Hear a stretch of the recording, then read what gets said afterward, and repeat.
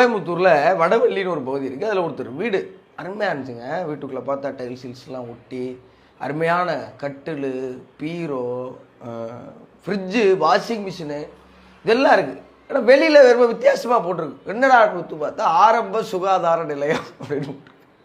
அரசாங்கம் மக்களுக்காக ஆரம்ப சுகாதார நிலையம் கொடுக்குதுல்ல, இந்த சின்ன மருத்துவமனை.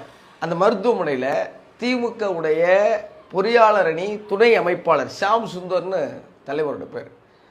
அந்த வெளியே பண்ணீங்க இந்த தமிழ் படம் பார்த்தீங்கன்னா தெரியும். வெளியே ஒரு டஞ்சரான ஏரியாக்குள்ளே போனால் உள்ளே திறந்தா 5 ஸ்டார் ஹோட்டலாக இருக்கும். அந்த பாட்டி பறவை முனியம்மா அண்ணன் சிவா அண்ணன் சொல்லு நம்மளே கஞ்சிக்கு வெளியிலாமல் இருக்கும். அப்படி வெளியே பார்த்தா ஆரம்ப சுகாதார பில்டிங் உள்ளே போனாக்க அவ்வளோ பகுமானமாக தலைமை குடும்பத்தோடு வாழ்கிறாரு.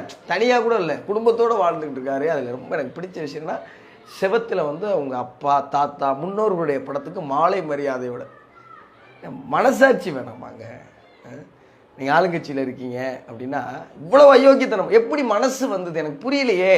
ஒரு ஆரம்ப சுகாதார நிலையத்தை நான் வீட்டாக மாற்ற முடியும், என்ன யாரும் கேள்வி வைக்க முடியாங்கிற அளவுக்கு இதை முதல்ல எப்படி அரசாங்கம் அனுமதிக்குது, இந்த கட்சி தலைமை முதல்ல இதை எப்படி அனுமதிக்குது. இப்படி யாராவது ஒருத்தர் தப்பு பண்ணார்னா அவர் எல்லாரும் பார்க்குற அளவுக்கு ஒரு கடுமையான தண்டனை கொடுக்க வேண்டாம்?